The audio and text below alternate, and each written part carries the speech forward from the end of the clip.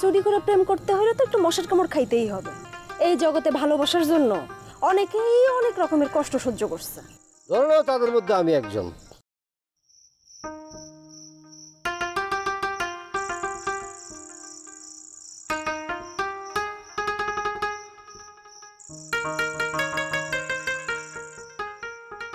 এই এতক্ষণ আমার সময় হলো, আমি তোমার জন্য ওয়েট করতেছি আর মশার কামড় খেতেছি। চুরি করে প্রেম করতে হলে তো একটু মশার কামড় খাইতেই হবে। ওকে ঠিক আছে, মাইনে নিলাম। তোমার দেখার জন্য না হয় একটু মশার কামড় খাইলাম, অসুবিধা কি? এই জগতে ভালোবাসার জন্য অনেকেই অনেক রকমের কষ্ট সহ্য করছে। ধরে নাও তাদের মধ্যে আমি একজন। সেই কনফিডেন্ট আমার মধ্যে আছে। তা এখন বলো, সার্বিক পরিস্থিতি কি, ঘটনা কি, সব বিস্তারিত বলো। সার্বিক পরিস্থিতি হচ্ছে আমারে পাইতে হইলে তাড়াতাড়ি কিছু একটা করো, তা না হইলে পরে কইলাম আমারে হারাইবা। মানে বুঝলাম না তো তোমার কথা, তাড়াতাড়ি করতে হবে মানে?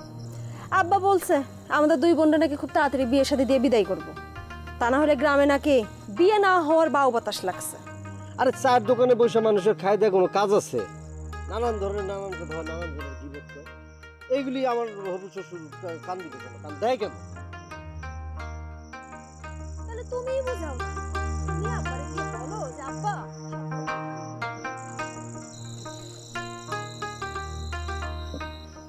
এটাকে আমি বুঝতে পারি, আমার হবু শ্বশুর না, মুরব্বী না, এটা বোঝানো যায়। আপা আপা কই গেলি? সুমি আপা, দেখছো শুনছো, ইচ্ছা করে আমরা ডাকতেছে যাতে আমি ডিস্টার্ব হই। ও তোমার পিছনে লাগছে কি, বুঝলাম না কিছু। বুঝো না, ওর বিয়ে করার শখ হইছে, আমি তাড়াতাড়ি বিদায় হলে ওর তো সুবিধা হয়।